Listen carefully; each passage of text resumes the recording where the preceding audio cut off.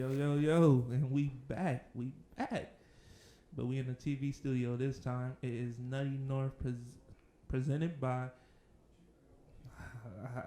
Mojo Sports Scare. It's your boy Rondell Sutherland here with T Nesbitt, who's looking at me because I'm out here messing up again.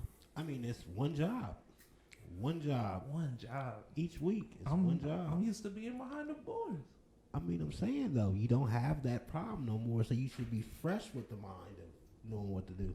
Right, you right. But we got a lot to talk about, especially with it being, opening day for, football. Opening day? I know, right? That's not the right word. This ain't baseball season no more. This is football season. So it kicks off tonight. Are you ready for some football? I'm about as ready as I can be. Now, I will admit, it looks a lot different now because of basketball. I think basketball is kind of throwing everybody off because you're not used to seeing basketball at this moment. You're not used to getting prepared to play a basketball or watch a basketball game, especially at this magnitude. We're dealing with the Lakers-Rockets on the conference semifinals. So I think it's kind of one of those, it ain't hit you yet, but it will hit you because this is the big games coming up. It's a great time, man. Great time. And I forgot to mention, we are on the Strong On Air Network at Facebook.com. And also, we have a guest with us. A guest. I mean, he's not really a guest because we was with him yesterday. But we got Marvell Nichols in the cut, and we could, show him out. Show him in. How's it going, everybody? He's a guest today. Yeah, how you feeling, Marvell? I'm feeling good. Football's about to come back. We have a great first game with the Chiefs and the Texans. And I look forward to this Sunday, too. A lot of sports on the way. Yes, sir. I forgot to ask how you feeling, T. Living the dream, man. I'm excited. I'm happy. It's football season. I managed to get this far, and we're here. It's September. It's. I smell it. I feel it. We drafted our fantasy teams, which I'm looking forward to go ahead and getting this dub in this league. Yeah, I'm looking forward to beating Adam. I know he's watching. I'm winning. Ty, I'm coming for you week 1. By the way, you got me in fantasy baseball, but this is my world. I'm coming for you. Forget the projections, but I'm happy because we're talking about football. There's going to be a game played by my man Project Pat Mahomes too. By the way, so yeah, I'm so excited. I just can't hide it. Yeah, well, let's get on to it. Let's talk Texans and Chiefs. That's starting tonight. I forgot what time. What's the kickoff? I'm gonna be in front of my TV at about 5 o'clock. I'm tailgating my own self. So when that thing kick off, I think it's 8:15 though. Okay. Minus the theatrics because they kind of prolong everything. Right.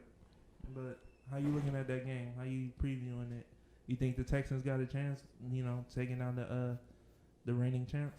They have a chance, but I think that they're gonna have to depend a lot on David Johnson. Which again, speaking of fantasy, I wouldn't mind that because if you're giving that man the ball 30 times, that's going to look real good for my squad. But as far as winning, that's going to help them too, just because they're going to have to play keep away. They don't want to get in the shootout with Project Pat Mahomes. They don't have anyone to get in the shootout with Project Pat Mahomes. Well, they got Deshaun Watson. They just paid him a buku amount of money. But who's he throwing to? That's what I want to know. You got Brandon Cooks, Will Fuller still there. They don't have DeAndre Hopkins anymore. I think Randall Cobb is there too still. They have still enough to be a pretty good team, right? But a pretty good team ain't beating the Kansas City Chiefs. You're going to need to be a great team. And at this point, I just think that if you want to get them, this will be a good game to get them because they're still kind of riding off that high. The Super Bowl, I know, was a little while ago, but they're still coming off the, you have different meetings when you win a Super Bowl. You have different things to do, different obligations. You can kind of lose out on what made you great, at least at the first portion of this. So it's kind of like a club punch. If the Texans want to sneak you, they better get theirs in now. Because if they don't, you're going to have a problem on your hands. So you feeling like it's a trap? It could be a trap game. I don't want to call it a trap game because a trap game means you're looking forward to something else. I can just say is, you built for a letdown. This game means way more to the Texans than it does to the Chiefs.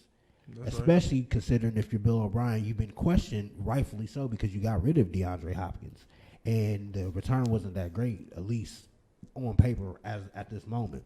So you have more to prove. That's when you can catch these hands. Okay. What about you, Marvell? How you feeling on the game tonight? This is a big game for the Chiefs. Actually, no. This is a big game for the Texans. It's a bigger game for the Texans due to the simple fact that if you were to look at the Kansas City Chiefs to lose this game, you would look at the Texans as, well, they did pretty good. The Kansas City lost to a really, really good team, and they lost to a really, really good quarterback. But if you look at the Texans losing, you're going to look a lot at their flaws because you're going to just look at the Kansas City Chiefs doing what they're doing, and then you're just going to look at the Houston Texans as the flaws that they have due to losing arguably the best wide receiver in the league in DeAndre Hopkins. I believe that the offense for the Texans is going to look rather different, especially when it comes to the clutch times and it comes to the unbelievable catching ability that has the ability to be shown by DeAndre Hopkins and Deshaun Watson. He has a lot faster of a receiving core than he's used to, but I'm not sure if it's going to be the end-all be-all for this Texans season. I think that the loss of DeAndre Hopkins is going to be very detrimental to the offense in general of the Houston Texans. I believe I have the Kansas City Chiefs winning this game. Nice. Okay. I mean, I should have the I should definitely have the Chiefs winning, but if the Texans pull out, I won't be that surprised, especially with Deshaun Watson. He got paid more. He's been showing up and everything, so like you got the Chiefs too, right? Yeah, definitely. Okay. So let's move on to these AFC North games. Since we are the Nutty North show, let's talk about that. We got the Bengals at the No, they are at the Chargers, right? We got the Bengals at the Chargers, I want to say. We got the Browns and the Ravens, and the Steelers play, No, I don't. But what you thinking? Since you a Browns fan, let's talk on that. What you thinking about the Browns and the Ravens? Well, I know this has been publicized on the Nutty North show a few times before that this is the tone setter. Especially for the division, you have to be able to set that tone and kind of establish your dominance against a team that you'll be looking at in the end. You throw tiebreaker situations out there. You throw just whatever, because if you're the Browns, let's look at it that way. If you're the Browns, you want to be able to set the tone and prove that you can be taken serious in the division. I think last year when the Browns did beat the Ravens, you kind of looked at them and said, well, you know what? This could be the year they start making some noise. They let us down. Well, they let me down. But it was still looked at that way. And the Ravens weren't looked at as highly as it would end up looking at the end of the season. I think the Ravens have to prove that they're here to stay, and they're here to prove that they won a division last year. They need to prove again that it wasn't a fluke. They need to prove that they're looking to I don't want to say start a dynasty, because you have to win championships to create a dynasty, but they want to be the big dogs of that conference. So I just think that it's one of those games that you definitely, I don't want to call it a must win, because obviously it's a whole lot more weeks to go, but I think you want to set the tone and you want to be able to prove that it means something. And, especially division games already, you don't need to get up for them regardless. So at this point, it's just, having that one up on that team. Right. Also, I've been saying this wrong for like a whole lot of episodes. The Ravens do not play the Browns and the Bengals back to back. I messed that up. I think they played the Bengals week 4, I want to say. But, I mean, it's close enough. It still could be a trap game, but I have been messing that up. Close enough. It's close enough. Come on. Apparently you want to play horseshoes again. All right. All right. Did you find out who does the Bengals play week 1? The Bengals play the Chargers. I'm thinking, I don't know what I was thinking. But, yeah, they play the Chargers week 1. I think it's going to be tough for the Bengals just because, we don't know. You usually have a preseason with Joe Burrow to be able to get acclimated, see what he's going to be able to do, kind of get a feel for him. But right now, we don't know. They could be building a machine over there in Cincinnati. I doubt it. But they could be building a machine over there, but we have to see it. The Chargers are offensively, they're going to need to come along, especially when you got Tyrod Taylor at the helm. I don't know how great that's going to be for them. I know they want to get a Justin Herbert at some point. But I think that if the Bengals do want to catch a win, this is a good kind of game to catch it, because if the offense gets to humming and, their defense can play all right, I think they'll be able to, squeak one by at least to set the tone to see what they can do. If Joe Burrows has came along and been taught, the way that he should have been taught. Yeah, that's like when you really look at this game coming in, both teams are having like a mini rebuild. They have new quarterbacks coming into a new system who haven't played any preseason games at all. So this really would be the time for us to set a tone too, just like you were talking about with the Browns. So if we do miss a step, I don't think it will hurt us going on, but it will not. It won't help.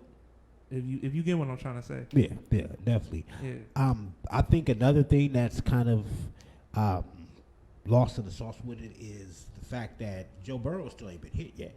Right. So I need to see how he responds when Aaron Donald comes down and he lays a licking on him.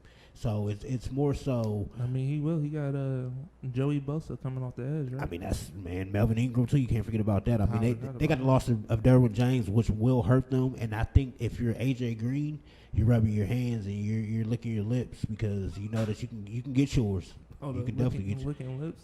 Come on, man. This is a PG show today. You said it, man. Well, a man can't lick his lips. I mean, he can, but LL did it most of his career. that's LL, man. I'm His saying name that. is literally LL, Ladies Love. Come on. I thought it was lick lips. All right, bro. Apparently. All right, man. All right, but the Steelers play the Giants. That's who I couldn't remember because I mean that game's kind of irrelevant. That's gonna be a good time to go get you something to eat. Yeah, exactly. Man. I mean the Giants ain't got it together, and even though the Steelers they're reincorporating Big Ben into that system, he knows the system very well, and they were 8-8 last year. So if they actually lose that game, I'll be surprised. I want them to lose every game, by the way. Yeah, I do too. Marvell, what you think? Yeah, Marvell, what you thinking? I first want to start off with the Steelers and the Giants game. I believe that this game is going to be a lot closer than the both of you guys think. The Steelers are closer to losing that game than you think. I believe that with Big Ben Roethlisberger having his first game in within about over a year, it will be kind of getting used to the offense, getting used to his receivers a little bit more, and trying to get back into the flow of actual game speed. And you have the actual rush defense of the New York Giants that could actually penetrate and stop the run game of James Conner in the backfield of the Pittsburgh Steelers. And the Steelers having a lot of what to offer for their defense. I believe that they still won't be able to stop Saquon Barkley, who was a top 3 running back in the league, in my opinion.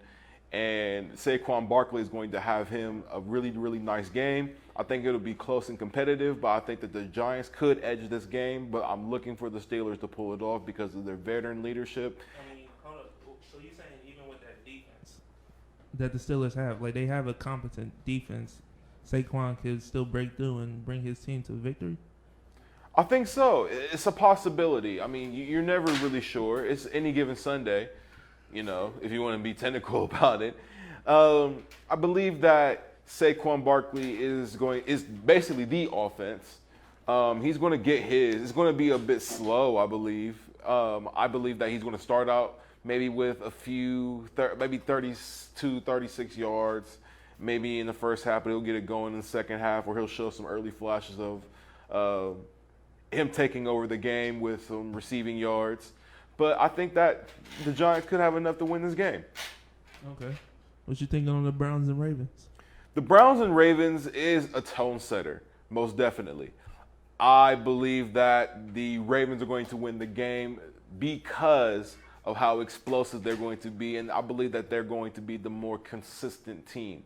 Both teams on paper are very, very, very talented, and you can't count out the defense of the Cleveland Browns. And I'm actually rooting for the Cleveland Browns secondary specifically because of Greedy Williams and a corner from Ohio State that's definitely been making a lot of noise.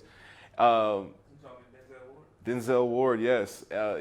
Tremendous talents in the secondary for the Cleveland Browns. I'm rooting for them specifically. I just believe that with Lamar Jackson's momentum of his career and the explosiveness and consistency of that offense and how it flows with the short passes and the electrifying runs, that's going to overtake Cleveland in retrospect. I don't know what Baker Mayfield's going to do. That's definitely a wild card for this game. It's going to be the wild card for the season for the Browns. So we'll see for that. I just believe that the defense is going to be too much for Baker Mayfield going into this game, and the Ravens will win. Okay. Now, T, you were shaking your head at one of his points. What was you shaking your head at? I shook my head at a lot of his points, but That's it was more so. I mean, I think that while the Ravens do have something to prove, I think the Browns, they need it more. So I think that at the end of the day, it'd be, especially trying, because Earl Thomas was a big piece. So I think it's more so that I know the Browns also lack depth at the defensive backfield, but I just think that with Beckham and Landry and you know the skilled people that the Browns have, that Earl Thomas loss they may be okay at the end of the season, or you know kind of going towards the crux of the season, but I think at the start of it, it's going to be a loss that's going to be felt. Earl Thomas was still, although he took a step back, he was still a supremely talented player. So I just think that they're going to have to kind of get acclimated to that. So when the Browns see that, they know that they have to come out and set that tone. Okay. Now, Marvell, let's get your take on the last game, Bengals and Chargers. What you thinking? Now, with Tyrod Taylor being the starter for the Los Angeles Chargers, it does change the dynamic of this game a bit, being that if it was Justin Herbert being the starter and quarterback for the Chargers this game against Joe Burrow, and you have two rookies going at it in this game, I think it changes the level of play. But I believe that the Chargers have too much talent on both ends of the ball, at the skill positions, at the lines. I just believe that the Chargers take this game a bit easier than expected, and I believe that the Chargers are going to show some type of flaws in their game. I mean, everyone's going to, because there's no preseason, of course, but I believe that there's going to be many flaws that the Chargers are going to need to fix that are glaring holes, but they still, once again, have the talent enough to go to a lot of places. They're just in a really, and they can take advantage of the division that they're in, being second place if they come through, against the Chargers, not the Chargers, the Chiefs. I'm sorry. So it's for the taking for them. I like the Chargers roster on paper. It's just they need to just get it together somehow. But against the Bengals, you don't like it as much? I mean, the Bengals got a lot of talent on both sides. I believe that the Chargers are more talented as a team overall. The defensive end of the ball, especially on the pass rush that you have. Yes, losing Derwin James is going to be a huge loss for the Chargers in this game. You could probably expect the deep ball for the Cincinnati Bengals, like T was saying. A.J. Green is going to be out there. He's going to be looking for the deep ball from Joe Burrow, but I don't know. I think that the Chargers are going to make some adjustments, and they're going to have an offensive juggernaut type of game. I don't know. I don't see that. I mean, we got a stacked defensive line. We still got Lawson. We still got Dunlap. We still got Atkins. We just got DJ Reedy. As far as I know, he's been fine. You feel me? Linebackers. I mean, Pratt. He's shown a little bit of something last year, and the rest are rookies, so I might give you that. And then I don't know. I mean, like, I see your point. I really do. I really see your point. But at the same time, if the training camp has gelled them a little bit together, I feel like it will be a harder game than you think. That sounds like a homer right there. That sounds like a belief that's gonna happen. That don't sound like like it's likely. It don't sound like I got confidence, huh? I mean, it's a lot of confidence. I just think that, the Bengals they're not going to be good. I mean, it is what it is. I mean, yeah, I kind of came to terms with that. Like, we're not going to be, like, even though I predicted us to be a wild card team, I don't feel like we're going to be a wild card team. Like, not 100%. I feel like we got the capabilities, we got the talent, but I don't see us being a wild card team. Like, I feel like we'll maybe double our wins. We might get a little bit more. You know, like I said, I feel like I look at that schedule and there's a lot of trap games. Some teams may look at us and be like, no. Like last year, even down, I want to say we were like 0-10. We were still fighting. like half of those games, we were a score away, just one misplay away. And I feel like we kind of covered that during the off season. So, I mean, I'll have to see it to believe it, but I know we got that in us. We got that talent. No, I do agree with you that you guys got better. I mean, absolutely. But the problem with that kind of thing is other teams got better too. Right. So it's more so like I think the Bengals are going to be a better team. Absolutely. I mean, you should be. You should be better than what you were last year. I mean, I would think a lot of teams would push for that. But I think with what you're saying, that sounds like I want to say it was Matt Ryan's rookie year, but it sounds like one of those kind of things where you wasn't expecting the Falcons to do a lot, and then you turn around, they were in the playoffs with, I can't remember if this is the year that it's the extra playoff spot or if it's next year, but that is something that worked towards the Bengals' favor too. No, I think this year. This year, okay. Yeah. So you add that to the mix. I mean, I can see where I can see what you see as far as that working out, but also this is the NFL where everything doesn't happen perfectly, and for the Bengals to be at least a playoff contending team or a wild card contending team or anything like that, they're gonna need perfection every game, almost every play, every snap, and I just don't see that likely. While I do think they'll be better. Again, I think they can beat the Chargers, especially with Tyrod Taylor. He's just not a good quarterback, I don't think.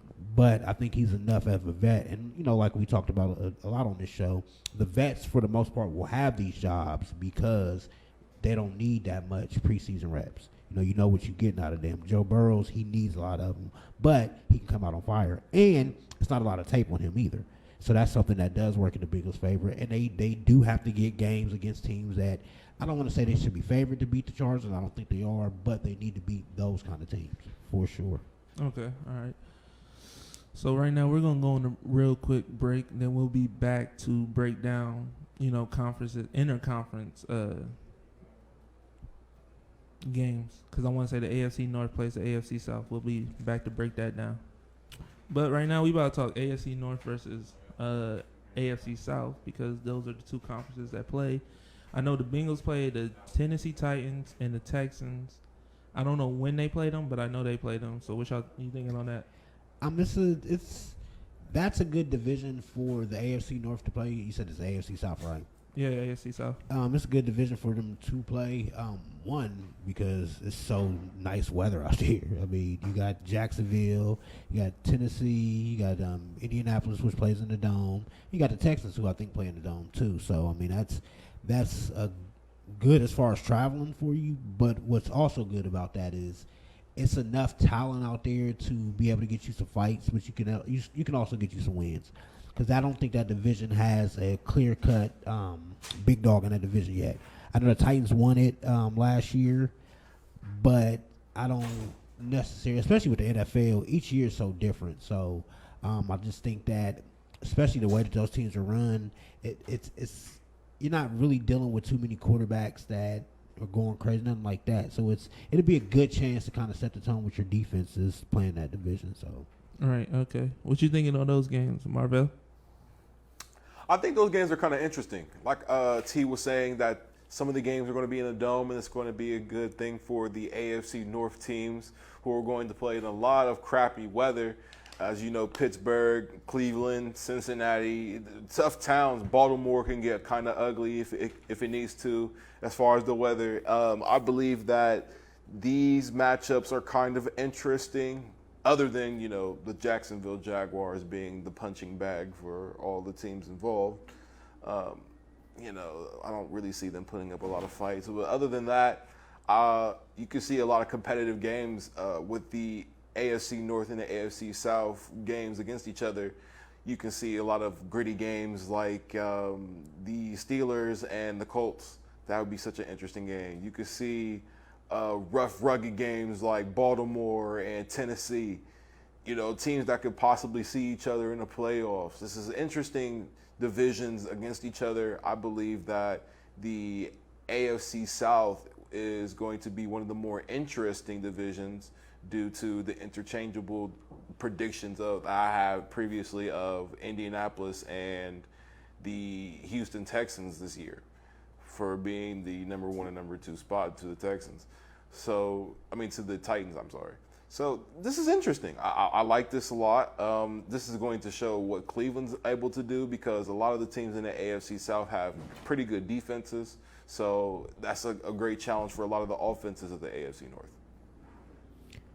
I think Marvell had a real good point too that the Jaguars are a team that looks to be a punching bag. So I mean, again, it's the NFL, so no wins are a given. But I think having a kind of soft Charmin kind of team like the Jaguars can't hurt.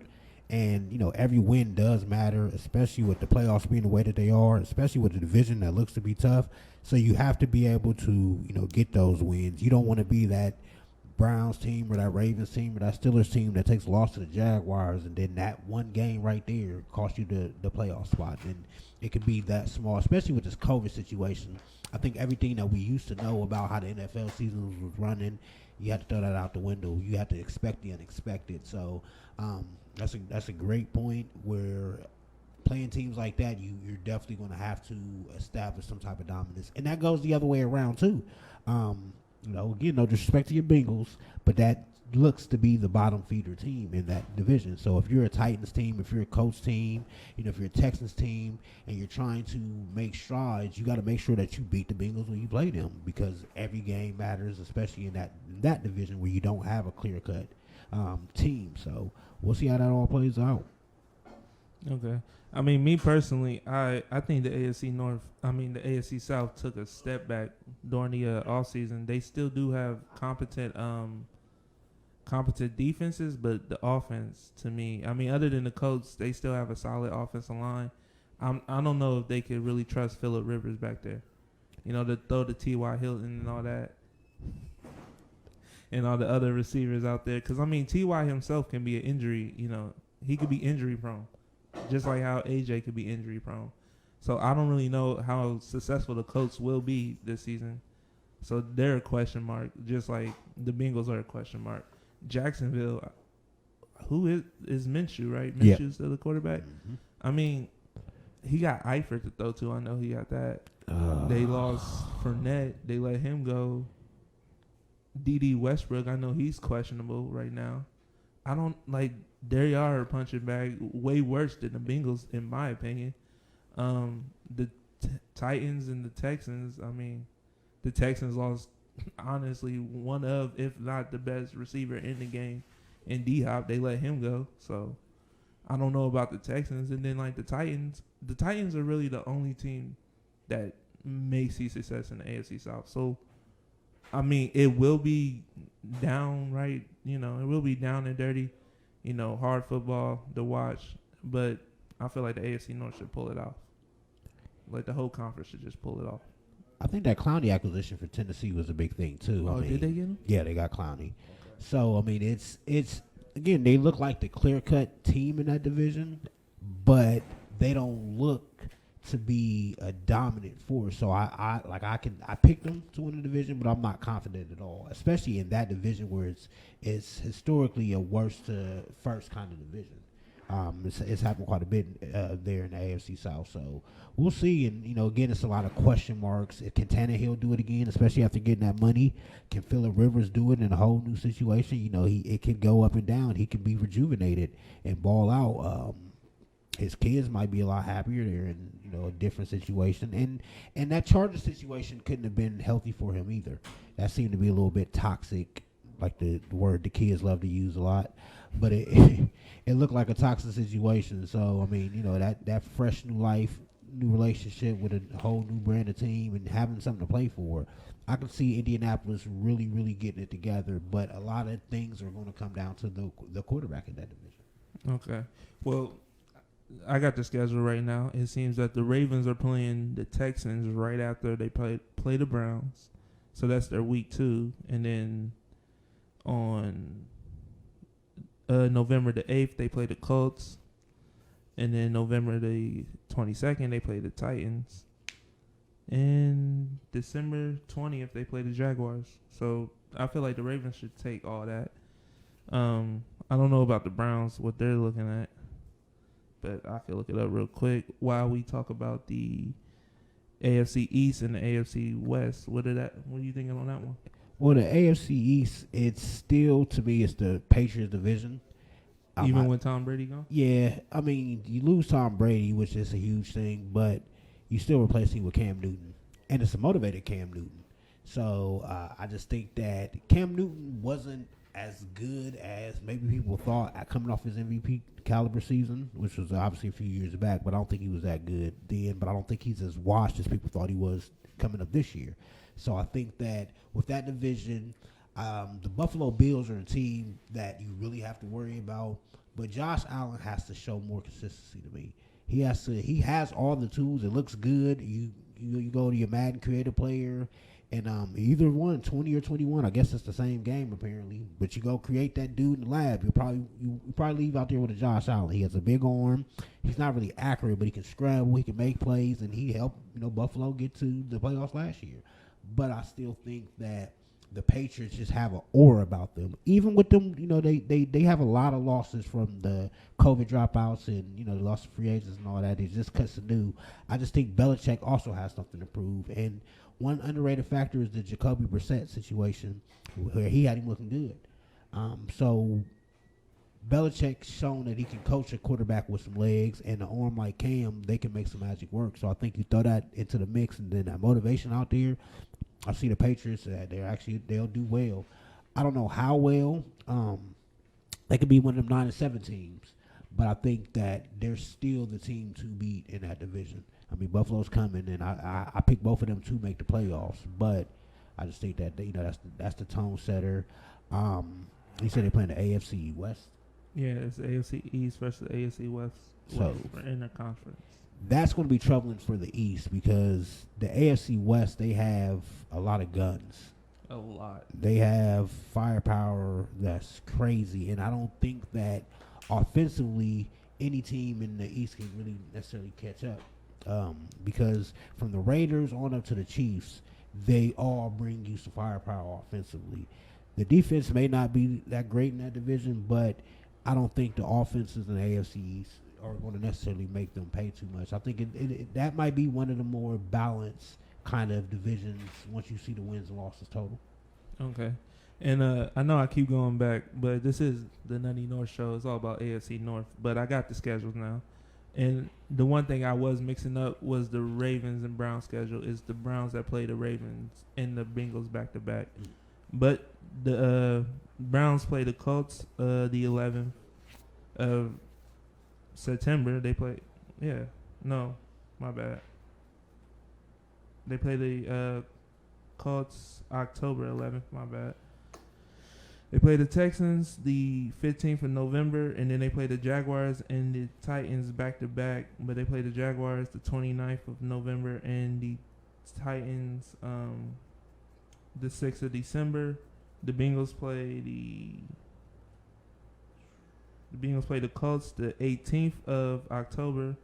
The Titans, they play the 1st of November. They play the Texans the 27th of December. And what's the Jaguars?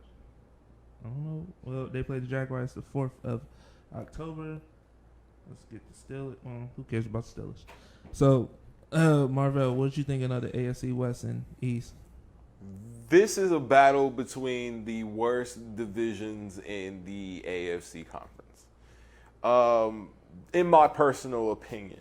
Wait, hold on. The East and the West are the worst? Yes. In comparison to the North and the South. Well, the South being the weakest, actually. I'm sorry. So, wait, what are you trying to say? Like, you trying to say the East? As of all four. Like, overall? Yeah. Okay. Overall. Even with the Even with the strength of, like, one team. Okay. It's, overall, as a collective, it's kind of sorry. But my predictions are that, of course, the Chiefs are going to be the standout team. They're going to shine in that whole ordeal. You have who's going to shine in that whole ordeal for the AFC East. Most likely the Patriots, probably. I can see them getting 3 out of the 4 games. They can sneak out maybe 2 at least. And the winner of that division, to me, is the Buffalo Bills. That's just my personal opinion as well. I have the Patriots being second. You can never count out Bill Belichick, one of the greatest coaches, if not the greatest coach in football history. one of the greatest minds in football history. You have to take in consideration what Cam Newton has as far as his receiving core. I don't believe this probably would be his worst receiving core that he's had in his career. So I'm looking at that. I'm looking at him, even though he has great work ethic, like T was saying. Bill Belichick is known to have one of the most difficult playbooks in NFL history, one of the most complicated as well. So I look forward to him making adjustments, especially coming back from injury and trying to put together what weapons that he has and what momentum he could gather. Okay. But I also believe that with the AFC West, the Denver Broncos are a very talented team, but the loss of Von Miller is very painful for them. Like I said, the Chiefs are going to be the standouts. I don't think the Raiders are going to be that much this year. And then the Chargers, they can show some fight, but it depends on when they get tired of Tyrod Taylor probably, or if Tyrod Taylor can actually get them to get their talents together. Like I said, they have a great roster on paper to me. So it all depends on that. I just think that the AFC East will show dominance here in this rivalry in the season. Okay, all right. Well, me personally, I mean, I get your point about how they're the weakest AFC conferences. I kind of get your point there, but at the same time, I feel like they're on the come up. At least the West kind of is on the come up more than the East. I mean, coming out of there, I feel like Buffalo will take over. I know with the acquisition of Cam Newton to the Patriots, it kind of shakes it up a little bit, but I don't feel he still has no one really to throw to, and I know he could do it on his own, but you at least got to throw the ball a little bit. But I feel like the Buffalo Bills, they're the more complete team, so they'll take over the East. The West is still going to be ran by the Chiefs, so it's really up to the other teams, and they kind of are in a mini rebuild. So I see your point where they're the weakest AFC conferences. But let's move on to the NFC, and let's go NFC North versus NFC South, which I have no clue who's in the NFC right now. The NFC North versus the NFC South? Yeah. And that's going to be some stuff. That's going to be because that's the Bucs are in the South. Yep. Bucs, Saints, Panthers, and Falcons are in the South. The North is the Packers, Vikings, Bears, and Lions. Oh, son, you know that off the cuff. Bro, I do this. All right, my bad. Start us off then. I'm here for nothing. It's terrific times division. It's time. I mean, I picked them to win the Super Bowl, so to win the Super Bowl. Yep, absolutely. Against the Chiefs. You heard it here first. No, but it's about to be the Ravens. Hey, have your picks. That's why you have a pen and paper. Yes, sir. But I think that's where the fireworks are going to come from. That's the division of the QBs. You got Tom Brady out there. You got Aaron Rodgers. You got Drew Brees. Teddy Bridgewater is going to be something. Let's see what he can do when everything's not, I don't want to say for him, but New Orleans has one of those kind of machines where the offense is going to be great. Especially with Michael Thomas, where it doesn't matter who's throwing him the ball. He will be able to make some plays happen. So I think that you add that the Chicago situation. I know Mitch Trubisky was named the starting quarterback. How is that going to turn out for them? How soon will they go look for Nick Foles if things go awry? About week 2. It could be. Minnesota's situation is shaky at quarterback. I know Kirk Cousins get all that bread, but I don't believe it. I got to see him really. I mean, really, as Logan says, he's just Andy Dalton with a better agent. Yeah, I get him that. But he did make a big time. I don't want to say a big time play. He made a couple big time plays against in the playoffs last year, which kind of shreds that label a little bit for him. But I mean, but losing Stefanski, that gotta hurt. That's gonna hurt a lot. And that was my next point to see how that how they do with that loss. Let's see what the Lions can do. The Lions, I don't necessarily trust their team. I don't see them doing well, but Matt Stafford every now and again has a tendency to have one of those he almost can't miss years. It's always something else that the Lions don't have. Usually the run game that hurts them in the long run, but they have a shot. I mean, they lost Darius Slay, right? Yeah, they did to the Eagles. But they did get Okuda in the draft. Yeah.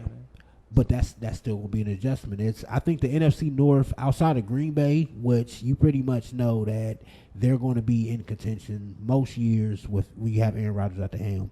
Now, I know that the Jordan Love situation that came about, and that kind of he creeps around Aaron Rodgers, but I don't think that has an effect on this year. Aaron Rodgers is a professional, and I think he'll still be able to do his job, and the Brett Favre situation hangs over his head and what he doesn't want to do to Jordan Love. So I think that Aaron Rodgers can be motivated enough to do what he needs to do, but it's going to be a lot of fireworks in those division games. I'm looking forward to them, really.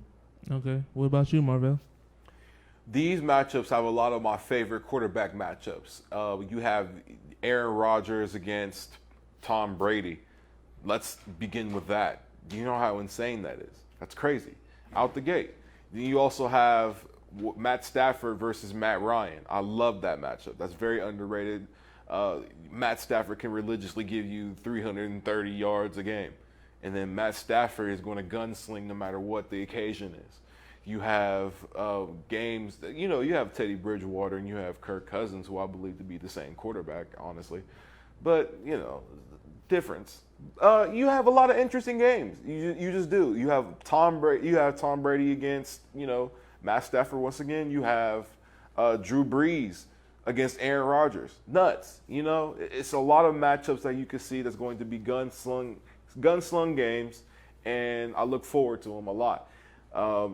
Who's going to win these games? I believe that the NFC South will win a lot of these games. I believe on both sides of the ball, they're just a little bit more talented, just slightly overall. I believe that defensively is going to be the actual key sound here between both teams to see who's going to be more matched up to have better defense. I believe overall that the NFC North has the slight edge in defense on the defensive side of the ball. But I look forward to seeing this because there's going to be a lot of great matchups that you're going to see. That's going to be prime time. That's going to be electrifying to see on the games. Okay, all right. I mean, after y'all gave me the rundown of the teams, because I couldn't think who played in both conferences, I could see the South, winning most of these games. They got Tom Brady, they got Drew Brees, even though they're both pushing 40. I mean, yeah, Tom is dinking and dunking, but he can still get it done with Mike Evans. Well, no, Mike Evans just got hurt, didn't he? Pushing 40. Tom Brady is like 75. He been pushed past 40. All right, right. And Drew Brees is 40. and his non-taking the knee self, he 58. He coached Navy in 46. Bro, all right, look. Yeah, the South's probably gonna come up on top. Y'all both just always love interrupting me. He just love interrupting me. This ain't open gym, man. Stand up and salute it. All right, Black bro. lives Just saying, don't man. matter. He's basically Ray Shaw of football. And then he said, "Oh, my bad. I didn't have Twitter or CNBC or any other news source over the last 4 years." You went off on Stephen A. yesterday. You gonna go off on Drew Brees? Not today. I'm gonna leave Drew. He's Brees actually one of the alone. Golden Girls' sons. That's crazy. That's wild. What happens if you threw him a party? All right, man. All right, look, the South is probably gonna take it over the North. The North, other than Green Bay, I don't trust any of those teams. They don't have anything together, especially Detroit and Chicago. None of them really have it together. Now, I will say this.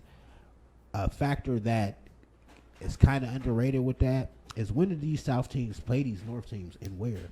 That's Because your offenses, can be clicking all it wants to, but if you have to go into that frozen tundra, it may be a problem. No, nobody If you wants have to go there. into that Ford Field. Well, I guess Ford Field is closed in, so not too much. But Chicago, you have to go to Chicago and play in that snow or play in that cold weather. That may make or break some of these guys, especially New Orleans. So, that's going to be interesting to see the weather and how things play out. And again, COVID's another situation, especially with these advanced ages, and the COVID situation kind of hitting them. What happens if Drew Brees gets around it, or what happens if Tom Brady gets around it? That 1 week or 2 week, maybe 8-9 weeks or something like that, depending on how they handle these situations. And the protocols, you got to hope that they stay the same as they have been to keep. I think the last count was one NFL player that had COVID, so as long as they just keep doing what they're doing, I mean, we'll see how it all plays out. Right. Okay. And let's cap everything off. Let's end it out with the NFC East versus the West. I know the NFC East is the worst division in the NFL. I mean, the Eagles come out every year for a minute now. Dallas can't get it together. Don't get me started on the Giants in Washington. I mean, let's not get started. In the NFC West, I can't think of who's in there right now. You know, The NFC West, Cardinals, that's Rams. the Cardinals, Rams, Seahawks, and 49ers. All right, with the NFC West, I mean the Seahawks.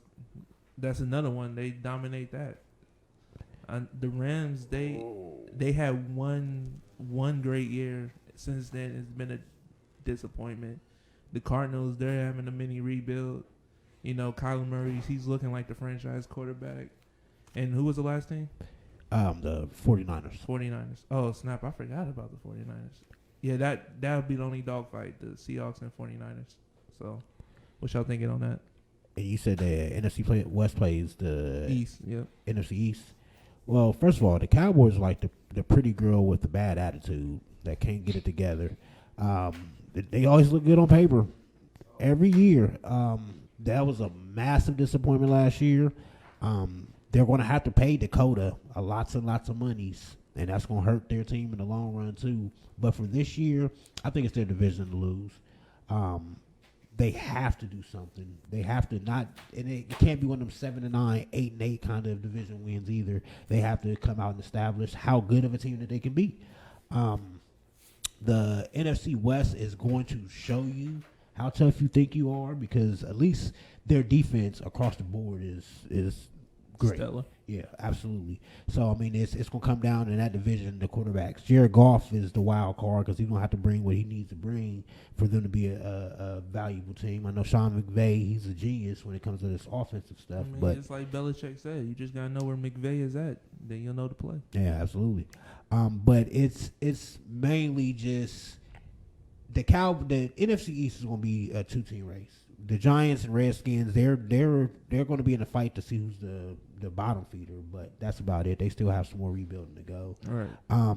It's just, again, that's going to be another one of those divisions of where you're playing and who you're playing and how hot are you at that right time. I don't believe it a lot in Philly, especially when I was hearing they were going to get rid of Alshon Jeffrey. They ultimately didn't decide to do it, but that still tells me that they're trying to still kind of rebuild on the fly. So, I mean, we'll see how it all plays out, but that should be one of the most interesting yet least interesting division rivalries to kind of go at. All right, now, before I go to Marvell, what do you mean you don't believe in Philly? Carson Wentz took them to the playoffs with barely any weapons. Yeah, and then come playoff time, he's going to be out again. Okay. So I'm not. I got to. You got to see him in the it to playoffs. believe it. Yeah, Okay, absolutely. right. I mean, your team won a Super Bowl without you out there. So I mean, he kind of got them in that position. yeah, but your team won a Super Bowl without you. I mean, they would have won the Super Bowl with him if we gonna be honest. That's speculation, Mr. Sutherland. All right, bro. We don't do speculations here. All right, bro. Carson Wentz, he one of the greats. You got him on your fantasy team? Yeah, I actually do have him on my fantasy. That team. explains a lot. That's crazy. I got him on my fantasy and winning the MVP this year. Wow. Carson Wentz, he gonna take it. I'm telling you, man. He gonna take it, man. You in his fan club too? I'm not gonna lie. If Carson Wentz was the Bengals quarterback, I'd be the happiest boy in the world. Somebody get this man a fat head. Give me a fat head. Carson Wentz, please. Yes, sir. But what you thinking of, Marvell? First of all, I think you're so funny. Second of all, I want to say that the NFC East is the most inconsistent division in football, especially over the past 20 years. I definitely think that the defense in the NFC West is going to flourish against the teams in the AFC East, even though you have offensive teams and offensive potential juggernauts in Philly and Dallas. You have the Giants, who have only a one-man wrecking crew, and we'll see what happens with Danny Dimes at quarterback. And you have the Washington football team, who don't even have a name, for crying out loud. What are they going to do? So I don't see any type of you're going up. It's 2 against 4 basically. You have the NFC West, who's very talented all across the board, especially, like I said, on the defensive end, because you have to look at the Rams offense and say, yeah, not in a good way either, not no Master P. But you have to take in consideration what the Cardinals have. The Cardinals have one of the most stellar wide receiving core, along with one of the most talented young quarterbacks in the league, and Kyler Murray, with the signing of DeAndre Hopkins, Larry Fitzgerald, the old horse that'll never go away. You have a talented offense with, the Seahawks, and they're getting a lot better on the defensive department. You have the Super Bowl runner-ups with the San Francisco 49ers. Well, I think they're going to take a step down, but I don't think that their defense has changed a lot, and their defense is going to be very stellar as well, with the Bosa brother still in there and probably going to wreak havoc on the quarterbacks, who are very fragile in the NFC East. I do. Carson Wentz, very fragile. Dak Prescott, very consistent, but you could get into his mind very easily. Dwayne Haskins, you don't know what they're going to do, because they want him as the scapegoat. And you have Danny Dimes at quarterback, who's gotten beat up a lot because of his offensive line. So you might have the NFC West here probably getting the most clear dub. Okay. I know they might have Alex Smith back for Washington, so you said, well, he's also fragile himself, but he's on the team. He just they got him as a backup, which I think is the right call. Okay. Because been gone for 3 years. I know there was like speculation he might win the starting job, but I think that was more for Haskins not being as great as you wanted him to be, less to do with Alex Smith. Because the right call is to just sit him, let him get back acclimated. I mean, he almost never walked again. Right. I don't want to throw you out there with no training camp, no hits, or especially a quarterback. You ain't been touched. Let him get in a position where it's been a year, right? Yeah. So it's definitely a thing where he has to kind of get back out there. And then let's say Haskins ain't doing what he needs to do by week 8, week 9. Then you can pull the plug. You got him some work and some reps up there, and you got to take care of the player. And a lot of times you got to protect the player from the player. So. Right. Okay. Well, that's the end of our show. Any last thoughts from anyone? Shout out to Cody, Logan, Marvell, Rondell. Kyra made her special guest appearance too. She helped out. Everybody that helped out, been a part of something greater. Shout out to you, and me actually, because we gave up our show time and slot for something bigger, and that's what we do around here on Scoring There. We help each other out. We look out for each other, and that should be something that continues through the rest of this world. You know what I'm saying? Like, people need to look out and help each other out more than we actually do. But I think this is a good thing to come together, do something brand new for football season, baby, because it's back. Let's go. Let's get it popping. I love it. One more. I know Logan's back there, and he can act like I didn't see it, but I saw in the comments of the chat, you said it was baseball season, the Reds and Cubs tonight. Nobody cares. The Reds are sucking this year. I say that as a fan. Yes, the Reds are sucking this year. But break it down. Marvell, what you got to say? Hit if you heard that. He just yelled, I'm a casual. I am. Proud to be. Shout out to everybody on the Score on Air team, and a special shout out to Rondell and T. Thank you for bringing me on the show. This is my first ever appearance on the Nutty North show. I'm definitely a huge football fan myself, and I look forward to this season.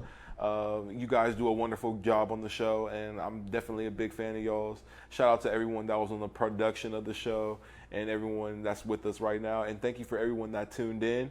And hopefully you guys show some love and appreciation for some more content that we have for you guys. We were a really great team together, and we got a lot more in store. All right. Well, that's our show. Make sure to check us out. I'm not shouting out my social media again. I do not feel like it. Check Open Gym for my social media. I will say that much. Check Open Gym for my social media. But make sure y'all stay around, because right after this show shuts down, it'll be the big league show. Baseball season is ending. Football season is beginning. So let's give these boys a farewell, farewell wave, farewell tour. It's so hard we'll catch y'all next time, man. to say goodbye to baseball season.